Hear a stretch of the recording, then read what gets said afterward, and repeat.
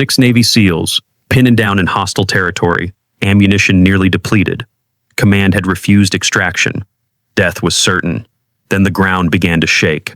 Without warning, without authorization, an A-10 Warthog screamed across the sky, raining precision fire on enemy positions. It created an impossible escape corridor before vanishing as mysteriously as it appeared. Pentagon officials insist no aircraft was deployed to that region. No mission was authorized. Yet 6 men who should have died returned home. What saved them that day?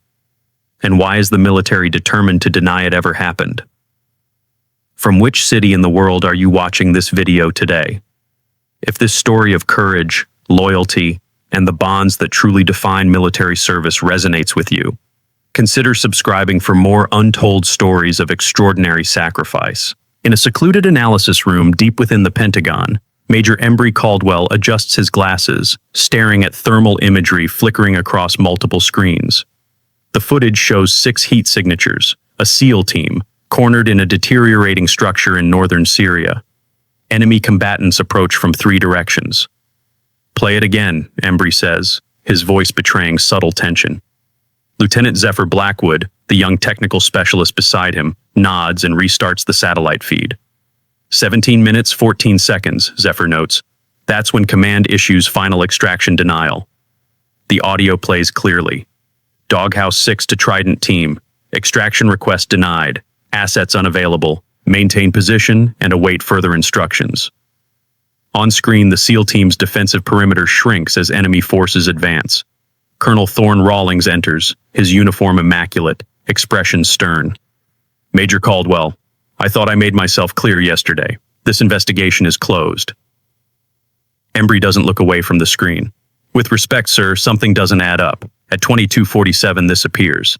He points to a new heat signature approaching at remarkable speed, the unmistakable silhouette of an A-10 Warthog. "Thermal artifact," Rawlings dismisses. "No aircraft was authorized in that airspace." "Then explain this." Embry advances the footage. The A-10's gun unleashes precision fire, creating a corridor through enemy positions. The SEAL team escapes through this newly created path. Zephyr zooms in on the flight pattern.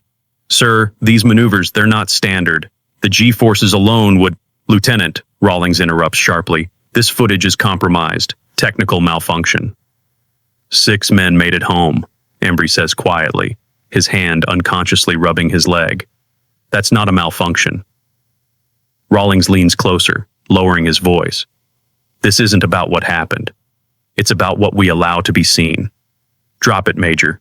That's an order." After Rawlings leaves, Embry limps to a secured terminal, his USAF keycard accessing classified files. The system flashes. Guardian program, access denied. He notices a worn photograph on his desk, younger Embry in A-10 pilot gear standing proudly before his aircraft.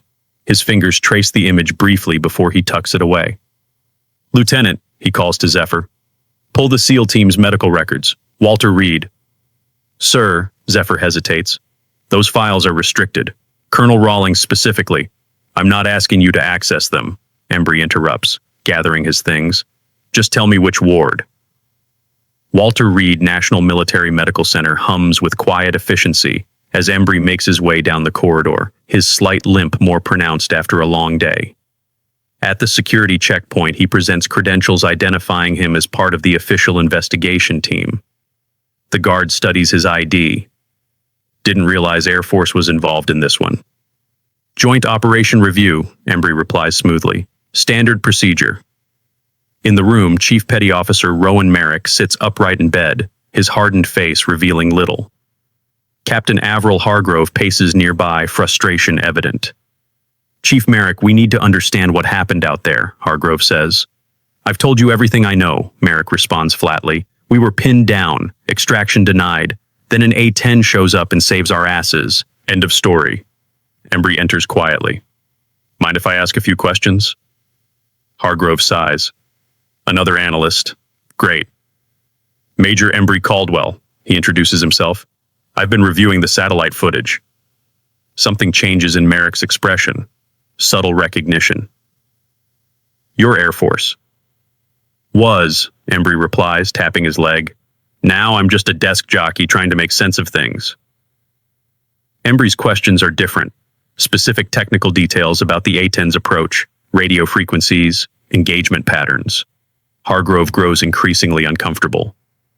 The way it flew, Merrick finally says, lowering his voice. It wasn't natural, like it could see everything at once. Threats we didn't even know were there. Rogue aircraft endangered an entire operation, Hargrove interjects. Merrick's eyes harden. Rogue? That bird saved 6 men command abandoned. Hargrove checks his watch. I need to make a call. Major, wrap this up in 5. He exits, phone already in hand. Alone with Merrick, Embry asks about a specific radio frequency, one not in standard protocols. How do you know about that? Merrick asks cautiously. About what? Embry counters. The emergency frequency. We tried it when the primary comms failed. Nobody should have heard that transmission except command. Before Embry can answer, Dr. Sylvan Reed enters. The doctor pauses, recognizing Embry, almost addressing him differently before catching himself. Major, I didn't realize you were part of this investigation. Just finishing up, Embry replies, standing. Dr. Reed checks Merrick's chart. Chief, your latest scans look good. Another few days and you can begin physical therapy. As Embry leaves, a nurse whispers, Good to see you walking again, sir. He quickly silences her with a subtle gesture. In the hallway, Embry accesses a terminal with clearance that shouldn't work, pulling up files on something called Guardian. The screen displays schematics for neural interface technology. A message appears. Access logged. Location, Walter Reed Medical. User ID, Caldwell E. Embry quickly closes the file. As he turns to leave, he finds Captain Hargrove watching him.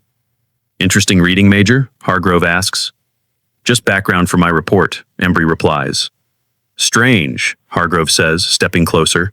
I've never heard of an analyst with your level of interest in flight patterns and radio frequencies. Embry holds his gaze steadily. I'm thorough. You're something, Hargrove agrees. Not sure thorough is the word. He pauses. Command wants this matter closed. Quietly. 6 men almost died because of Command's decision, Embry counters. And someone risked much more than their career to prevent that, Hargrove says meaningfully. Whoever flew that A-10 violated direct orders, breached secure protocols, and accessed classified systems. Embry's face remains impassive. Sounds like someone Command would want to find. Or someone certain people would prefer remains unfound. Hargrove hands Embry a small data drive. This never happened. I was never here. Back at his apartment that night, Embry inserts the drive into his secure laptop. Files appear showing the full, unredacted mission details. The SEAL team had been deliberately sent into a trap. Intelligence had indicated enemy presence was far greater than reported to the team. Extraction had been denied not due to asset unavailability, but to acceptable loss calculations. Embry's phone rings. The caller ID shows Edwards AFB Secure Line. Major Caldwell, a female voice says when he answers. Dr. Larkin Frost, we have a situation with Guardian. I'm not assigned to that project anymore, Embry responds carefully. The system logs show otherwise, Dr. Frost says. Someone accessed Guardian remotely 5 weeks ago, operated an A-10 through the neural interface. Command is looking for the pilot. Embry remains silent. They've traced the neural signature, she continues. It's only a matter of time. Why are you calling me? Embry asks. Because the flight patterns match your test runs perfectly, she says. And because I checked the logs myself. I know it was you, Embry. Embry glances at his leg brace, remembering the crash that ended his flying career. What does Command plan to do? Court-martial, most likely. Unauthorized use of classified technology. Violation of direct orders. General Calloway wants someone's head. To protect his own, Embry mutters. Perhaps, Dr. Frost acknowledges. But there's something else. Secretary Reeves from Defense is arriving tomorrow. She's requesting access to all Guardian data, including the Syria incident. Why? Unknown. But she's bringing a security detail, and she's not coordinating through standard channels. Embry considers this. How long do I have? 24 hours, maybe less?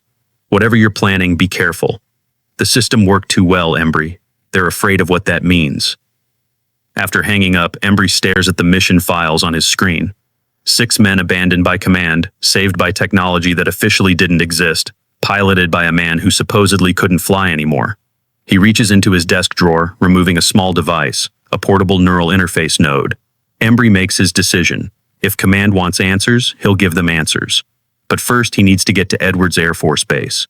Edwards Air Force Base sprawls across the desert landscape, but Embry's focus is on a nondescript hangar at the far perimeter. His security badge shouldn't grant access, yet doors unlock before him. Inside, technicians swarm around an A-10 Thunderbolt II, but this aircraft is different, modified with advanced systems and unusual sensor arrays. Dr. Larkin Frost, a civilian specialist with worried eyes, approaches.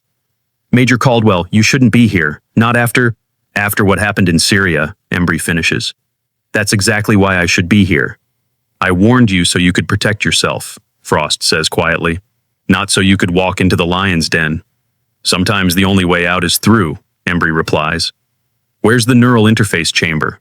Frost hesitates, then nods toward a secured door at the back of the hangar.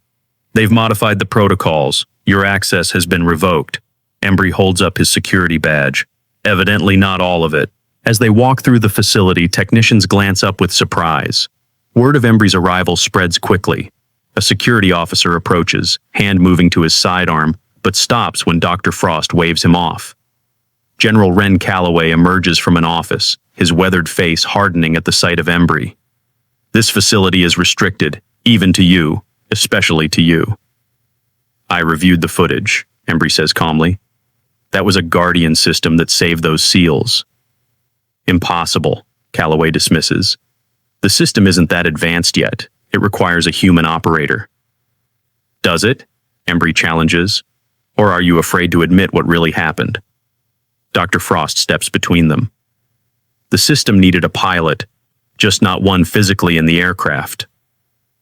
The tension breaks when Secretary Tamar Reeves from the Defense Department enters unexpectedly, flanked by 2 security officers.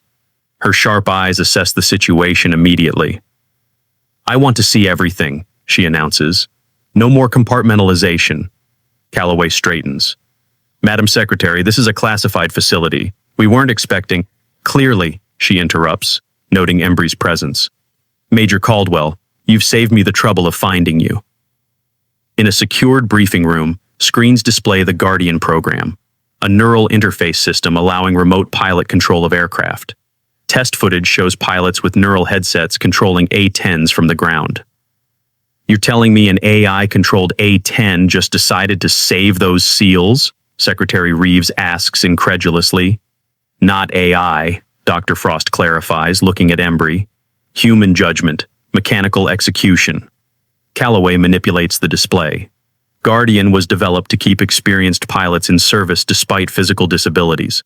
Neural interfaces allow them to control aircraft remotely, experiencing all sensory feedback as if physically present. "And who authorized deployment in Syrian airspace?" Reeves presses. "No one," Calloway says firmly. "The system was in testing phase. It wasn't combat ready." Embry slowly removes his cap, revealing neural interface scars along his scalp. "I was monitoring systems that night," he admits. "I intercepted that emergency call, heard command abandon those men." The room falls silent as Embry continues. 3 years ago, I crashed during a support mission in Afghanistan. Spinal damage. They said I'd never fly again." He gestures to his legs. "They were right about walking, wrong about flying." Reeves studies him intently. "Continue, Major."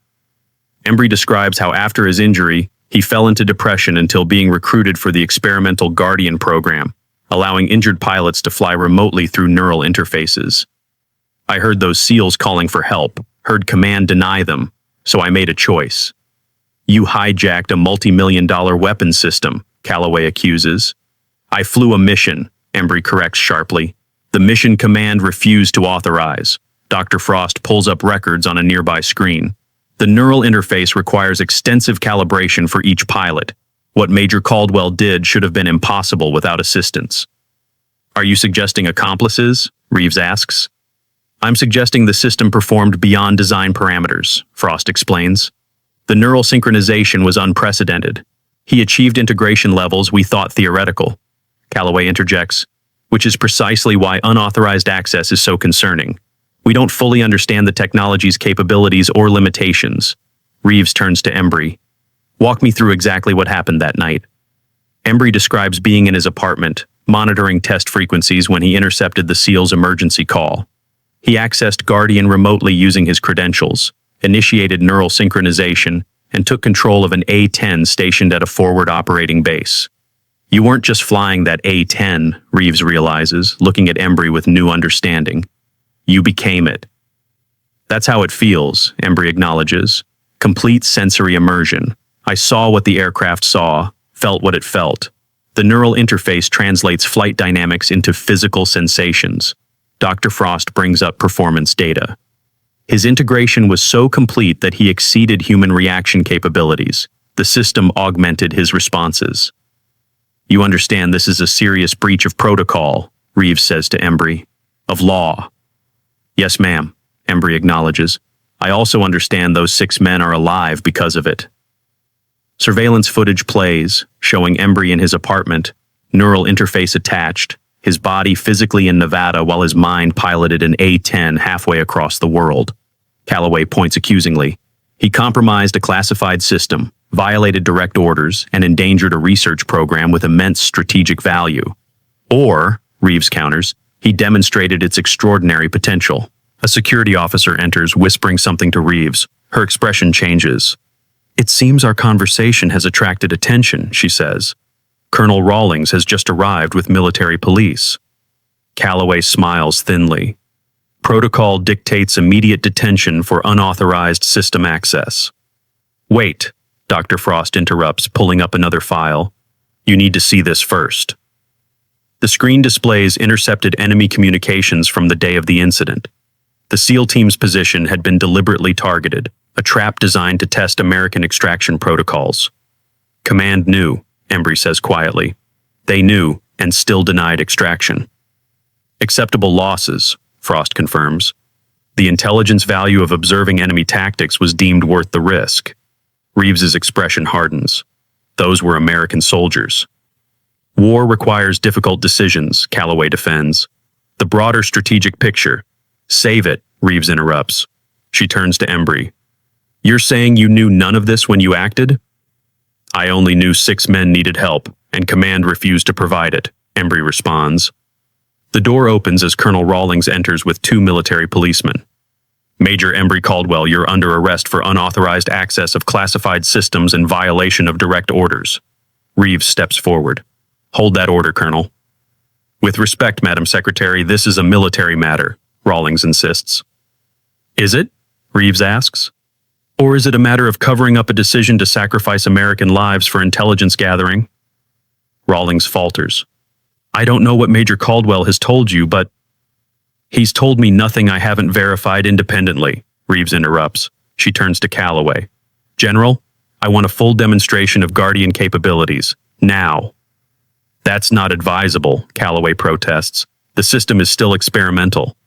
It was experimental enough to save 6 SEALs, Reeves counters. Surely it's experimental enough for a demonstration.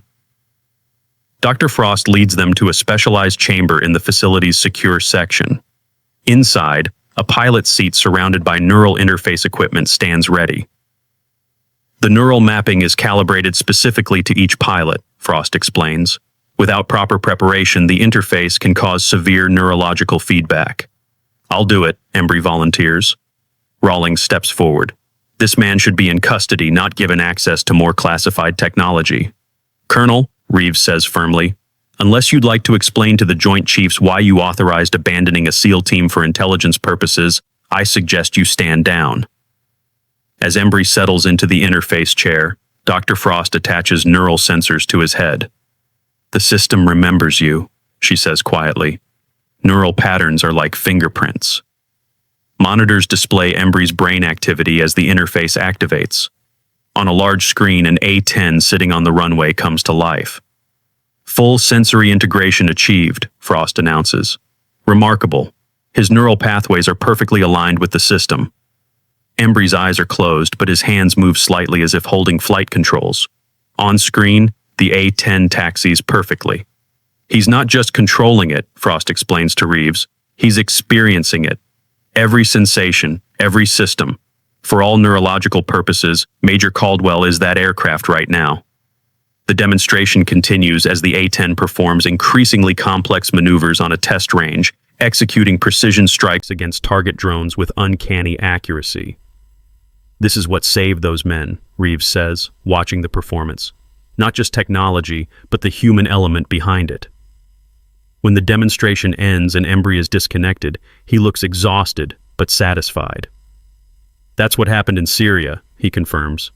Except I did it from my apartment with a portable interface. Reeves makes her decision. Colonel Rawlings, General Calloway, my office will be conducting a full review of the Guardian program and the Syria incident. Until then, Major Caldwell remains on active duty, assigned to my staff. This isn't over, Calloway warns quietly. No, Reeves agrees. I believe it's just beginning. The Pentagon hearing room sits in tense silence as the military tribunal reviews the evidence.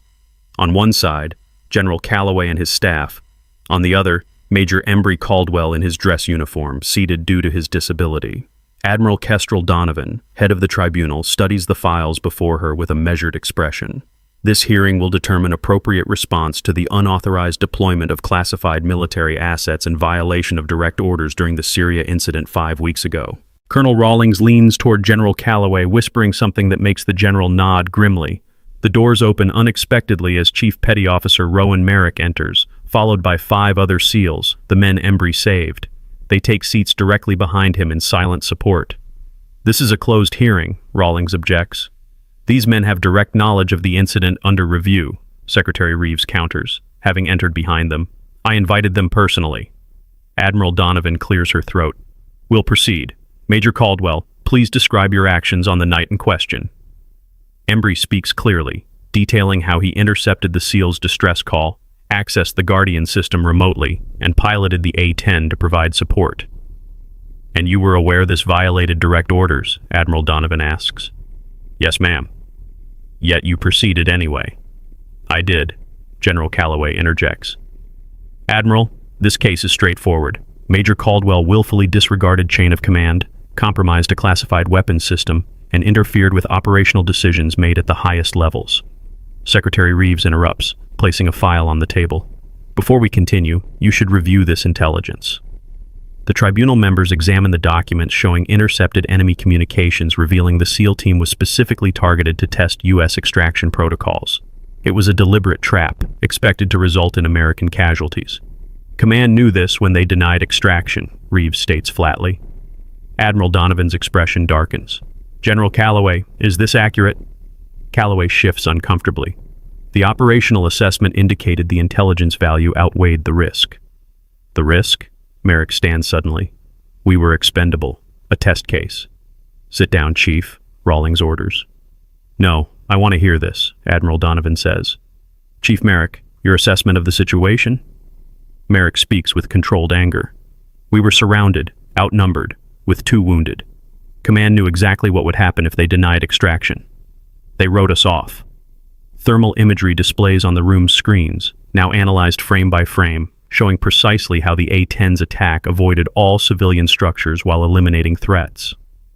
Dr. Frost, present as a technical witness, explains, the Guardian system amplified Major Caldwell's natural abilities. His experience as an A-10 pilot combined with the neural interface created unprecedented precision. Major Caldwell, Admiral Donovan asks, do you understand the seriousness of your actions? Yes, ma'am, Embry replies. I acted without authorization. I interfered with chain of command. I deployed classified technology without clearance. He pauses. But I would make the same call again. Merrick remains standing. You can punish him, or you can admit command made the wrong call. One by one, the other SEALs stand with him. General Calloway reluctantly speaks. The Guardian system worked beyond expectations. The neural interface performed better than any simulation predicted. He looks at Embry. Maybe the pilot deserves some credit. Secretary Reeves addresses the tribunal. We have 2 options. Court-martial a decorated pilot for saving American lives, or recognize that sometimes the right action isn't always the authorized one. Admiral Donovan studies the files again. Colonel Rawlings, were you aware of the intelligence indicating the SEAL team was deliberately targeted? Rawlings hesitates. I was informed of a high probability. And you still denied extraction? I followed protocol. The operational assessment called for sacrificing 6 men for intelligence gathering, Donovan finishes. She turns to Embry. Major, what you did violated numerous regulations. Yes, ma'am. It also saved 6 lives. The Admiral closes her file. This tribunal finds that while Major Caldwell's actions were unauthorized, they were justified under the circumstances. No charges will be filed. Calloway stands abruptly. Admiral, this sets a dangerous precedent. We cannot allow individual operators to override command decisions whenever they disagree. No, General, Donovan corrects. The dangerous precedent would be telling our forces that we consider them expendable for intelligence purposes. She pauses. This hearing is adjourned. As the room clears, Merrick approaches Embry. How did you know where to find us? Our position wasn't in any official channels. I heard your emergency transmission, Embry says simply. That frequency was a last resort. No one should have been monitoring it. I was. Merrick studies him for a moment. They told us an AI system saved us, some new autonomous program. Not exactly, Embry replies. Guardian needs a human pilot, just not one physically in the aircraft. Understanding dawns in Merrick's eyes. It was you. You were flying that bird. Embry nods slightly. Thank you, Merrick says quietly. From all of us. 1 year later, a small ceremony takes place at Arlington National Cemetery. Embry sits in his wheelchair as Merrick, now promoted to senior chief, presents him with the Navy Cross for extraordinary heroism. For actions that officially never happened, Merrick says, by a pilot who was never there. Secretary Reeves watches from nearby alongside Admiral Donovan and Dr. Frost. After the ceremony, she approaches Embry. The Guardian program has been officially recognized, she informs him. Your contributions have been instrumental in its development. And Colonel Rawlings, General Calloway? Reassigned, Reeves says diplomatically. Their expertise is being utilized in other areas. Dr. Frost joins them. We've established a new training facility. The program's been expanded to include pilots with various disabilities. They want you to run it, Reeves adds, if you're interested. The Guardian program, now officially acknowledged but heavily modified, has transformed a section of Edwards Air Force Base. A group of pilots, some in wheelchairs, some with prosthetics, train on neural interface systems under Embry's supervision. The system doesn't just compensate for physical limitations, Embry explains to a new recruit, a former F-35 pilot who lost both legs in combat. It enhances natural abilities, creates a true synthesis between human and machine. But you're not actually flying, the pilot objects. Aren't you? Embry challenges. Your mind is, your experience is, your judgment is. The only difference is where your body sits during the mission. In the training chamber, the recruit experiences his first neural interface connection. His face transforms as the sensation of flight returns to him after months of believing it lost forever. They say technology removes the human element from warfare, Embry tells his class as the recruit successfully completes his first test flight. I say it depends on whose humanity is behind the controls. Later, in a private moment with Merrick, who occasionally visits to speak with trainees, Embry reflects on the changes. The program's grown, Merrick observes. 10 active pilots now? 15, Embry corrects, with 20 more in training, all veterans who thought their flying days were over. Does it ever bother you, Merrick asks, that the public doesn't know what really happened? They know 6 men came home, Embry replies. That's enough. A junior officer interrupts them. Major Caldwell, we have a situation. Special Forces team pinned down near the Pakistan border. Command is requesting Guardian support. Official channels? Embry asks. Yes, sir. Full authorization. Embry wheels himself toward the neural interface chamber. Times change, he says to Merrick. Some things don't, Merrick replies. Good hunting, Major. In the interface room, Embry connects to the system. Screens display his neural activity as the connection forms. Thousands of miles away, an A-10 powers up, preparing for launch. Neural synchronization complete, a technician reports. Guardian system online. Embry closes his eyes as his consciousness extends beyond his physical limitations, becoming one with the aircraft.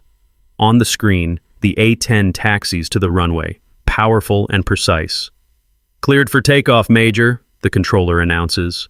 The final scene shows Embry meeting with the young lieutenant from earlier, now successfully qualified on the Guardian system. "You'll fly more missions," Embry promises. "Different than before, maybe better." On a screen behind them, footage of an A-10 soars through clouds, free and powerful.